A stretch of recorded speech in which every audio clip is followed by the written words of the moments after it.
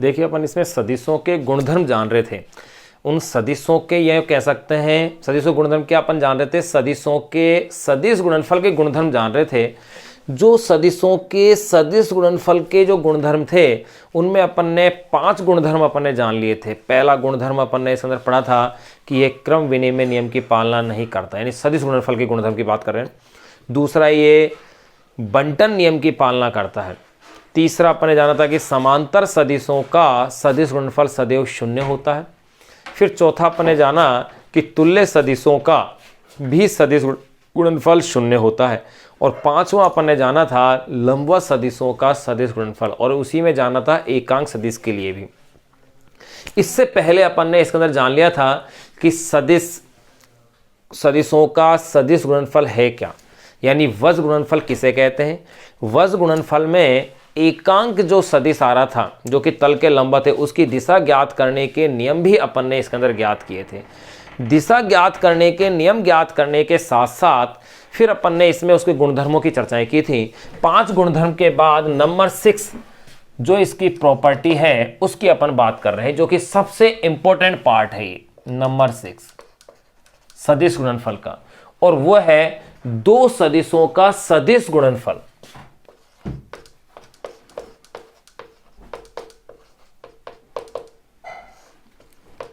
दो सदिशों का सदिश गुणनफल, 2 सदिशों का सदिश गुणनफल उनके कार्तीय घटकों के रूप में, गुणनफल उनके कार्तीय घटकों के रूप में।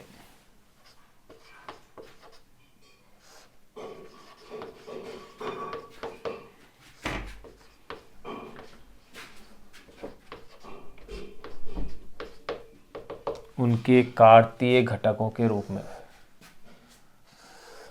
2 सदिशों का सदिश गुणनफल उनके कार्तीय घटकों के रूप में। तो देखो इसको अपन ज्ञात करते हैं। पहला, जैसे मान लिया कि एक कोई सदिश ए वेक्टर है, इसे अपन कार्तीय घटकों के रूप में लिख सकते हैं ए x I cap, A Y J cap plus A Z के कैप। ये ए वेक्टर हो गया।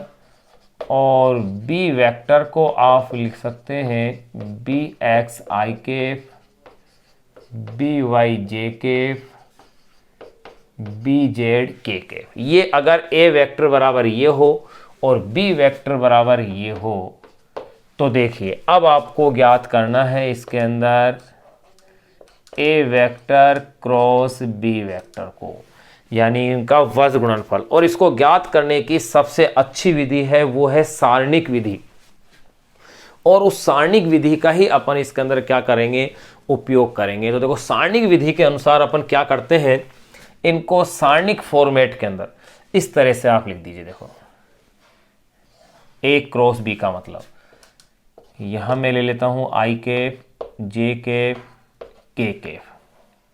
फिर इसके बाद यहां ए वेक्टर वाला स्टेप आएगा, I cap, J cap, K cap ले लिया। फिर आएगा यहां पर देखो A X, A Y, A Z. फिर लेंगे आप बी को B X, B Y, B Z. अब देखिएगा, अब एक एक को अपन को हल करना है। जैसे मैं सबसे पहले इसमें लेता हूं आई कैप को, तो आई कैप के सारणी के रूप में अपन जो इसमें लेंगे, इस आई कैप को यहां छुपा लीजिए आप। अब ये वाला स्टेप आ जाएगा मेरे पास, ये लिखा जाएगा A Y A Z, B Y B Z. सारणी के रूप में ये लिख दीजिए आप, A Y A Z, B Y B Z plus. फिर अब नंबर लेंगे अपन जे कैप का। जे कैप के सारणी के लिए आप क्या करें, इस जे कैप वाले स्टेप को छुपा लीजिए। तो अब आपके पास क्या बच गया, ए एक्स ए जेड। फिर क्या बताया मैंने, जे कैप में ए एक्स ए जेड, फिर साथ में आएगा B X B Z, A X A Z, B X B Z plus K. अब देखो भाई, के कैप के लिए इस के कैप वाले स्टेप को छुपा लीजिए। तो अब क्या लिखा जाएगा मेरे पास, ए एक्स ए वाई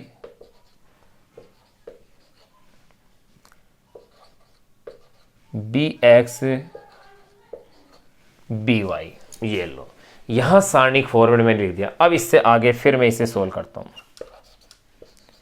यानी कि A cross B is equal to, अब देखिएगा, अब मुझे लेना है इसके अंदर आई कैप को, ये मैंने छुपाया हुआ है, यानी कि अब इनको क्रॉस मल्टीप्लाई कीजिए, ए वाई को बी जेड से इस तरह से यो, और इसको इस तरह से, यानी कि इक्वेशन अब मेरे पास बन जाएगी ए वाई बी जेड, और माइनस का साइन लगा दीजिए, ए जेड बी वाई प्लस, अब मैं ले रहा हूं जे कैप। देखो जे कैप में आप इसे उल्टा गुणा कीजिएगा। कैसे? पहले तो आप जैसे इसमें तो क्या किया आपने, ए वाई बी जेड, यहां ए जेड बी वाई किया है, यहां आपको सीक्वेंस चेंज करना है, यानी ए Z B x, A Z B X minus A X B Z, यानी कि सीक्वेंस इसका अपन ने चेंज कर दिया है। तो ध्यान रहे यहां इस तरह से क्रॉसिंग के रूप में आपको लेना था, plus K cap, K cap के लिए देखेगा ए X B Y minus A Y B x, ये ध्यान रखना है। तो अब आप ध्यान रखना कि जे कैप वाले के अंदर ही सीक्वेंस चेंज हो रहा है। अगर आप यहां अगर इसका यहां अगर प्लस लेते हो तो फिर आगे माइनस का साइन लेना पड़ेगा। किसी भी तरीके से आप लिख सकते हो, दोनों ही तरीके आपके सही है। यानी ए क्रॉस बी को आप लिख सकते हैं I cap A Y B Z minus A Z B Y plus J cap A Z B X minus A Z B Z plus K cap A X B Y minus A Y B X. इस step में आप लिख सकते हैं। ये आपको ध्यान रखना है कि अगर कार्तीय सदिशों का सदिश गुणनफल अगर अपन को दिया गया हो तो आप इसे इस फॉर्मेट के अंदर यहां ले सकते हैं। ये आपके लिए सबसे महत्वपूर्ण पार्ट है। तो अब देखिए यहां अपन ने सदिशों के गुणधर्म अपन ने कंप्लीट कर लिया। अगर वैसे आप ऐसे क्रॉस में लेते हो कि ए का बी से क्रॉस, तो ये बहुत लंबा प्रोसीजर हो जाएगा। उस लंबे प्रोसीजर से सबसे बेटर तरीका है अपने पास ये सारणिक मेथड, जो कि बहुत ही इजी अपने लिए पड़ता है। अब अपन सदिश के जो सदिश गुणनफल है उसमें अपन देखेंगे सदिशों के सदिश गुणनफल के कुछ उदाहरण। जैसे अपन ने अदिश गुणनफल के भी कुछ उदाहरण देखे थे, तो सदिश गुणनफल के कुछ जो उदाहरण है उनमें सबसे पहले अपन देखें जैसे रेखीय वेग। रेखीय वेग v vector is equal to omega vector cross r vector होता है, यानी कि कोणीय वेग ओमेगा वेक्टर और स्थिति सदिश स्मॉल r वेक्टर का सदिश गुणनफल क्या होता है, रेखीय वेग। इसी प्रकार कोणीय संवेग क्या होता है, स्थिति सदिश स्मॉल r वेक्टर और रेखीय संवेग p वेक्टर का सदिश गुणनफल। ठीक इसी प्रकार बल आघूर्ण होता है tau is equal to RF। यानी कहने का तात्पर्य है कि दो सदिशों का सदिश गुणनफल, एक सदिश राशि अगर आ रही है तो वही गुणनफल कैसा है अपने लिए, सदिश गुणनफल है। इनको अपन एग्जाम्पल वो लिख के फिर अपने पास बुक में जो क्वेश्चन दिया हुआ है इस पर आधारित जो सोल्ड एग्जाम्पल है उसको अपन सोल्व करेंगे। फिर अपना सदिश वाला जो टॉपिक है, सदिश गुणनफल वाला टॉपिक है, वो अपना कंप्लीट हो जाएगा। तो देखिए नेक्स्ट जो अपन टॉपिक इसमें पढ़ने जा रहे हैं वो है भौतिक विज्ञान में या सदिश गुणनफल के उदाहरण। जो भी कह सकते हैं भौतिक विज्ञान में सदिश गुणनफल के उदाहरण।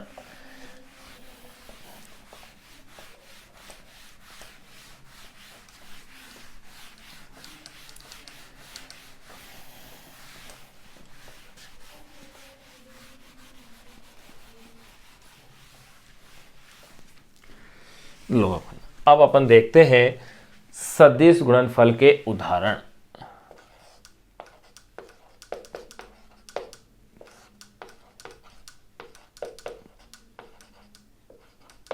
सदिश गुणनफल के उदाहरण देखो क्या क्या उदाहरण है। नंबर 1, पहला उदाहरण की अपन बात करेंगे भाई रेखीय वेग।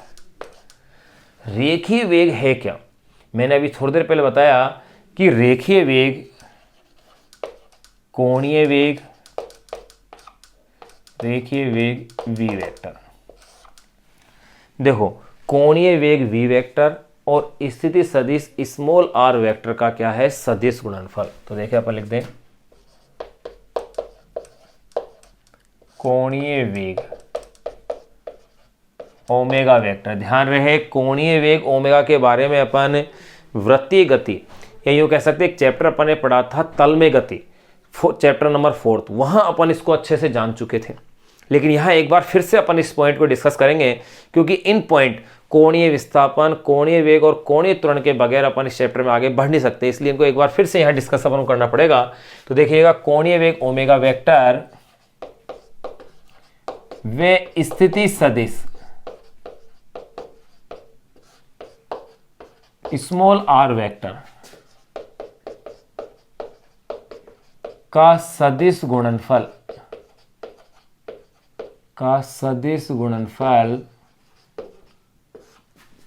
रेखीय वेग का सदिश गुणनफल रेखीय वेग होता है।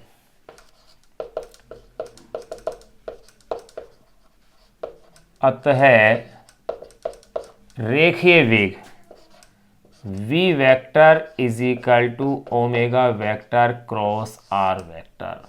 ये लीजिए, ये अपने पहला एग्जाम्पल डिस्कस कर लिया है। दूसरे एग्जाम्पल की अगर अपन बात करें तो वो है कोणीय संवेग।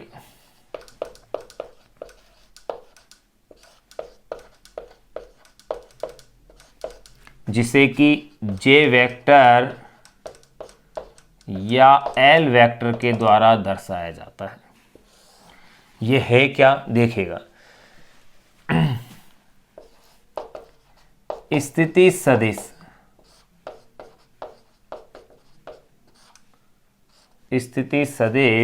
स्मॉल r वेक्टर वे रेखीय संवेग स्मॉल p वेक्टर का सदिश गुणनफल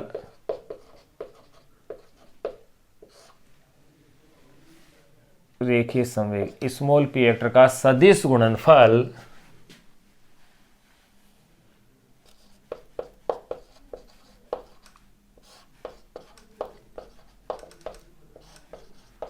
कोणीय संवेग होता है। अतः कोणीय संवेग अगर मैं इसे जैसे रिप्रेजेंट करूं तो j vector is equal to हो जाएगा r vector cross p vector. ये लो नंबर 3। अब अपन ले रहे हैं इसके अंदर बल आघूर्ण। इसे रिप्रेजेंट करते हैं टो से, यानी ये हो गया है टो वेक्टर। ये होता है वही सेम स्थिति, घूर्णन अक्ष से लंबवत दूरी और बल का सदिश गुणनफल होता है। घूर्णन अक्ष से लंबवत दूरी और बल का सदिश गुणनफल।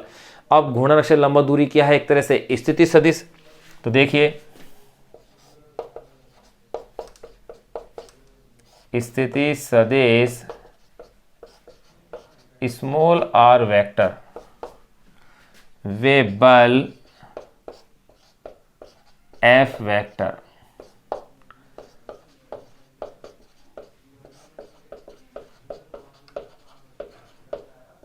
का सदिश गुणनफल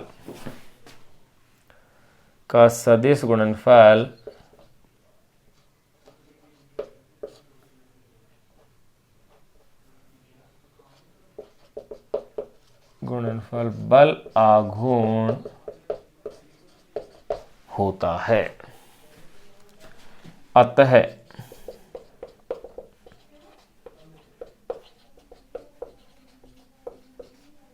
बल आघूर्ण tau vector is equal to r vector cross f vector. ये लो, ये अपन ने फॉर्मूला ले लिया है। ध्यान रखना r क्रॉस f है, अगर f क्रॉस r कर दिया तो गलत हो जाएगा, क्योंकि आपको पता है कि सदिश गुणनफल क्रम विनिमय नियम की पालना नहीं करता है। 3 एग्जाम्पल अपन ने देख लिए हैं। नंबर फोर्थ एग्जाम्पल और अपन देखें। फोर्थ एग्जाम्पल अपन इसके अंदर ले लें कि अगर कोई समांतर चतुर्भुज है, अगर उसकी दो आसन्न भुजाएं अपन को दी गई हों तो उसका क्षेत्रफल होगा क्या, उन भुजाओं का गुणनफल। तो देखिए नंबर फोर्थ एग्जाम्पल में इसके अंदर जो लिख सकता हूं वो एग्जाम्पल ये बनेगा, यदि किसी समांतर चतुर्भुज की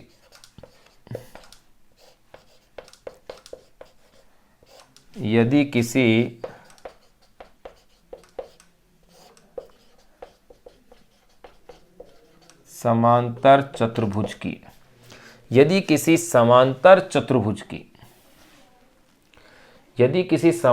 की दो आसन्न भुजाएं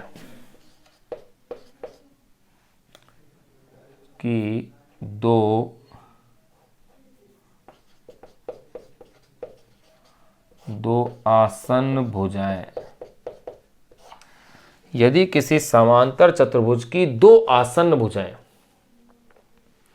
ए वेक्टर तथा बी वेक्टर हो, दो आसन्न भुजाएं मैं मान लेता हूं ए वेक्टर और दूसरी क्या है बी वेक्टर हो, तो यदि किसी समांतर चतुर्भुज की दो आसन्न भुजाएं ए वेक्टर व बी वेक्टर हो तो इसका क्षेत्रफल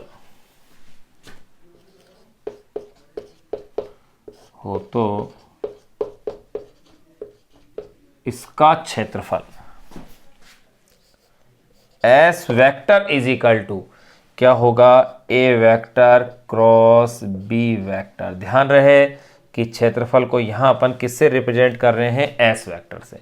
ये उसका क्षेत्रफल होगा तो इसका क्षेत्रफल S vector is equal to A vector cross B vector होगा। ये लो, ये इसका क्षेत्रफल हो गया। और इसके क्षेत्रफल का अगर परिमाण पूछे होगा एवं इसके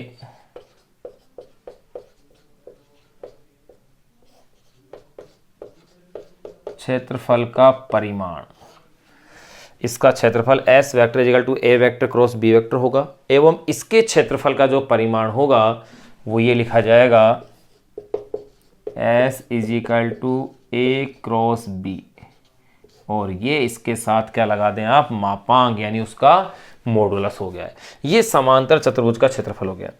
नंबर 5 देखो, और भी बहुत सारे एग्जाम्पल हैं अपने पास, जैसे कि रेखीय त्वरण।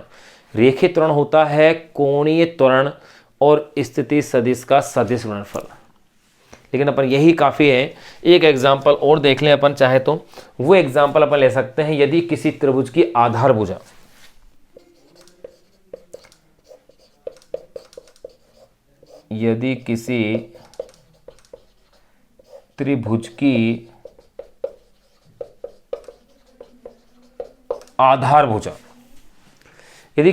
आधार भुजा ए वेक्टर एवं अन्य भुजा बी वेक्टर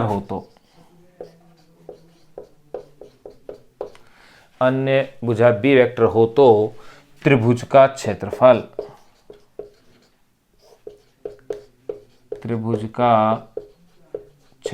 और देखो त्रिभुज का क्षेत्रफल आप अच्छे से जानते हैं, क्षेत्रफल होता है 1/2 आधार गुणा ऊंचाई। तो उसी आधार पर तो देखो यह क्या लिखा है मैंने, यदि किसी त्रिभुज की आधार भुजा ए वेक्टर एवं अन्य भुजा बी वेक्टर हो तो त्रिभुज का क्षेत्रफल S vector is equal to 1/2 आधार गुणा ऊंचाई, यानी कि ए क्रॉस बी, ये उसका क्षेत्रफल होगा। तो त्रिभुज का क्षेत्रफल S vector is equal to 1/2 A cross B होगा। एवं इसके क्षेत्रफल का परिमाण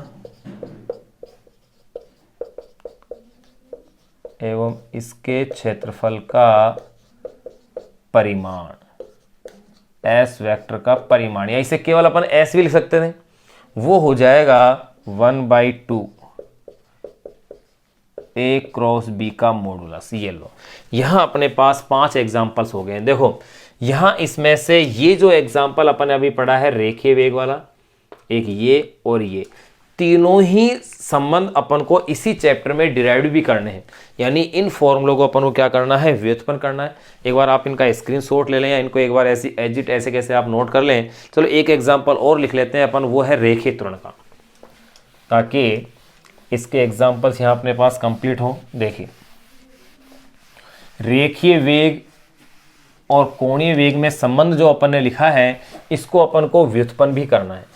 इसी प्रकार से कोणीय संवेग और रेखीय संवेग के मध्य जो संबंध आया है, इसको भी अपन को क्या करना है, व्युत्पन्न करना है।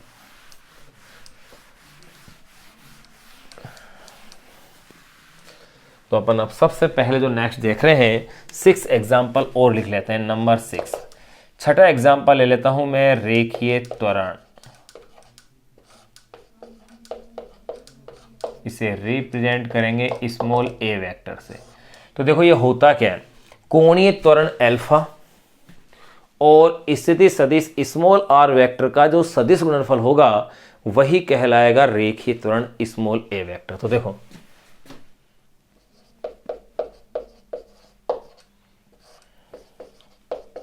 कोणीय त्वरण अल्फा एवं स्थिति सदिश स्मॉल r वेक्टर का सदिश गुणनफल, कोणीय त्वरण अल्फा एवं स्थिति सदिश स्मॉल r वेक्टर का सदिश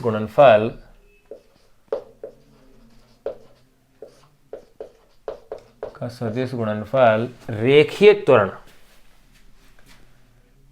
स्मॉल a वेक्टर होता है। अतः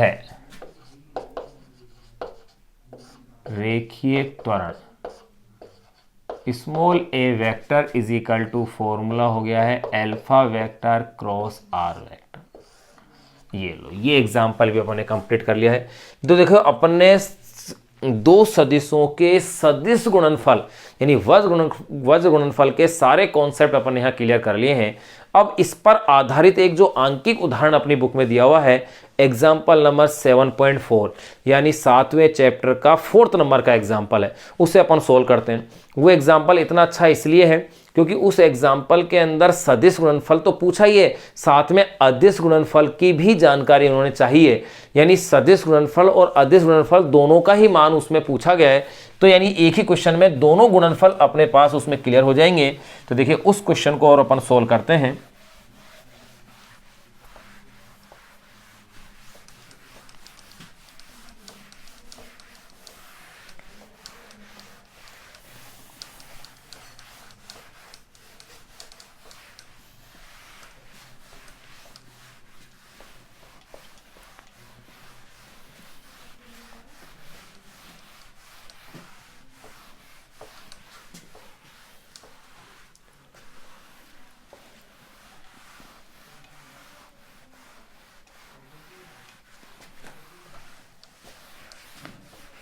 तो अब अपन उस क्वेश्चन को जो कि अपनी बुक में सोल्ड एग्जाम्पल के रूप में दिया हुआ है NCERT बुक के अंदर एग्जाम्पल नंबर 7.4 के रूप में, और वो क्या है देखिएगा। एग्जाम्पल नंबर 7.4 एक अच्छा क्वेश्चन में क्या कह रहे हैं, दो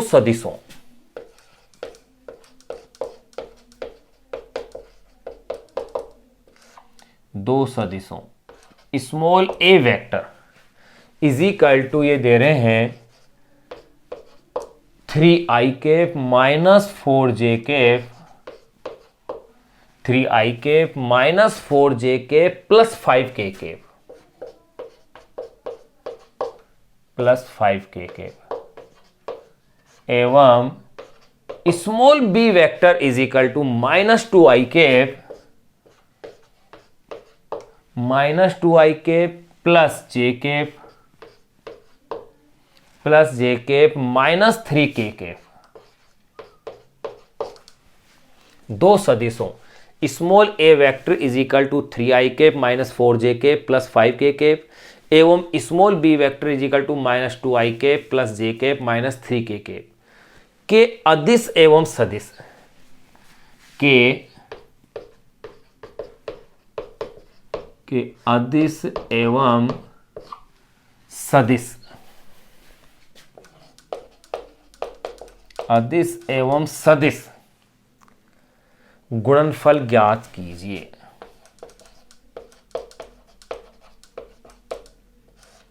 गुणनफल ज्ञात कीजिए, ये अपने पास क्वेश्चन है। अब देखिए इस क्वेश्चन को अपन सोल्व करते हैं। तो देखिए क्या क्या दिया हुआ है। सबसे पहले small A vector is equal to 3i cap minus 4j cap plus 5k cap and small B vector is equal to है minus 2i cap plus j cap minus 3k cap. तो अब देखो भाई एक एक पार्ट को solve करते हैं। नंबर 1 या नंबर फर्स्ट कर देते हैं इसे। नंबर फर्स्ट पे ये इसमें पूछ रहे हैं अदिश गुणनफल इन दोनों का। तो देखिए अदिश गुणनफल बहुत ही सिंपल होता है, अपन पढ़ चुके हैं इससे पहले के चैप्टर में। इससे जस्ट पहले का जो 6th चैप्टर था उसमें अपन ने अदिश गुणनफल के बारे में पूरी जानकारियां प्राप्त की थी। अदिश गुणनफल में मैंने आपको बताया था कि केवल समान समान को गुणा करें, क्योंकि I cap dot I cap, J cap dot J cap, K cap dot K cap, इनकी वैल्यू क्या हो रही है 1 हो रही है। लेकिन I cap dot J cap या J cap dot K cap इन सब की वैल्यू क्या हो रही थी 0। इसका मतलब आप केवल तुल्य सदिश के रूप में ही गुणा उसका देखें। तो देखो पहले अपन अदिश गुणनफल की बात कर रहे हैं। A vector dot B vector is equal to A vector की value 3i cap minus 4j cap plus 5k cap dot B vector की value minus 2i cap plus j cap minus 3k cap. ये लो कैसे हल करेंगे मैंने आपको बता ही रखा है, केवल समान समान को आपको गुणा करना है। ये लो भाई यहाँ एक स्टेप यहाँ लिख देते हैं अपन। कैसे i का i से ही करना है, 3 दूनी 6 यानी कि माइनस के 6, i डॉट i का वैल्यू तो 1 हो गई। फिर j का j से करना है, माइनस के कितने हो गए 4, माइनस 3 को इससे माइनस के ये हो गए 15। तो देखो भैया माइनस के 6 माइनस के 4 माइनस के 15 यानी 6 और 4 10 और 15 माइनस के 25। अदिश गुणनफल में ये वैल्यू आ रही है मेरे पास माइनस 25। नंबर सेकंड, अब मेरे को इसके अंदर ज्ञात करना है सदिश गुणनफल।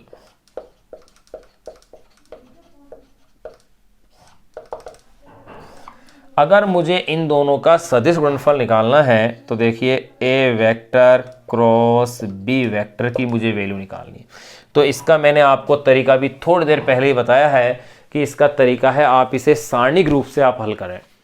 सारणिक से अपन इसे हल करते हैं, सारणिक मेथड से। तो ये तरीका अपने लिए बहुत अच्छा और आसान होता है और उसका तरीका यही है। देखिए मैं इसे सारणिक बना रहा हूँ, आई cap J cap K cap.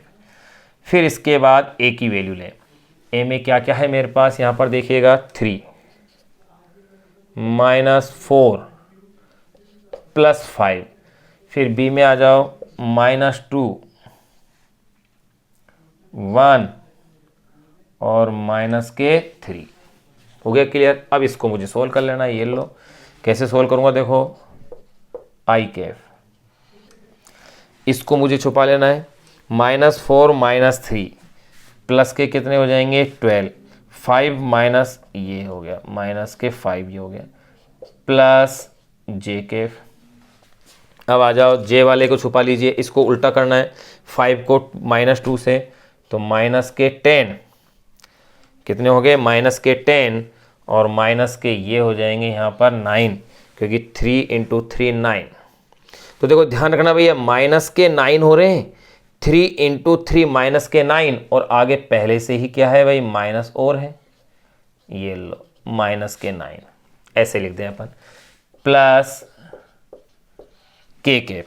K cap के लिए इसको छुपा लीजिए, 3 को 1 से मल्टीप्लाई कीजिए 3 माइनस, फिर 4 को -2 से यानी कि माइनस के 8। ये लो अब इसे और आगे आप सोल्व कर सकते हैं।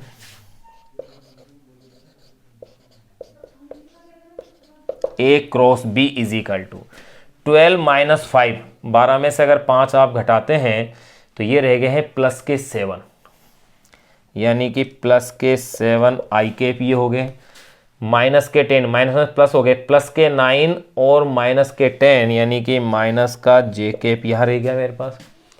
फिर आ जाओ इस पर, तो देखो माइनस के प्लस के 8 हो जाएंगे, प्लस के 8, फिर देखो इसको के कैप को, यहाँ इसको अपन ने छुपाया है, 3 को 1 से मल्टीप्लाई किया तो 3 इंटू 1, तो ये तो 3 आ गया, फिर 4 दूनी 8, ये माइनस माइनस देखो ध्यान रखना, ये भी माइनस का, ये माइनस का, तो प्लस के 8 हो गए भाई, ये तो ये लो सीधा 8 ही लिखो ना आप इसे, ये लो। तो देखो यहाँ मेरे पास ये वैल्यू आ गई है 7 I cap minus J cap और 3 में से 8 माइनस के 5 के कैप, ये लो, ये मेरे पास A क्रॉस B की भी वैल्यू आ गई है। अगर ये मेरे पास A cross B is equal to 7 I cap minus J cap minus 5 K cap, ये मेरे पास इसका आंसर आया है। अगर इसी क्वेश्चन को देखो ध्यान रखना, अगर इसी क्वेश्चन को उल्टा कहा गया होता है, यानी कि अगर मैं इसमें B क्रॉस A निकालूं, अगर इसी क्वेश्चन में अगर मैं B क्रॉस A ज्ञात करता हूं तो यहाँ इनके साइन चेंज हो जाएंगे, प्लस की जगह ये माइनस हो जाएगा, माइनस प्लस का हो जाएगा, और ये भी माइनस क्या हो जाएगा, प्लस का। चलो इसे करके देखते हैं कि क्या ऐसा संभव है। तो देखिए यह अपने पास क्वेश्चन, तो खैर अपन ने जितना इसने पूछा था क्वेश्चन में उतना अपन ने इस क्वेश्चन को क्या कर दिया है, सोल्व कर दिया है। A क्रॉस A और B की वैल्यू को अपन शेष रहने देते हैं। अगर B क्रॉस A पूछा होता तो देखिए क्या होता, अगर इसी क्वेश्चन में अगर B क्रॉस A अपन निकालना चाहें तो देखो इसकी वैल्यू क्या आएगी, क्या उसमें साइन चेंज होगा या नहीं होगा, जो मैंने कहा वैसा होता है या नहीं होता है, अभी उसे अपन चेक कर लेते हैं। तो देखिएगा अगर मुझे इसके अंदर B क्रॉस A अगर पूछें, क्योंकि अपन पढ़ चुके हैं कि दो सदिशों का सदिश गुणनफल क्रम विनिमय नियम की पालना नहीं करता है, यानी कि A vector cross B vector is not equal B vector cross A vector.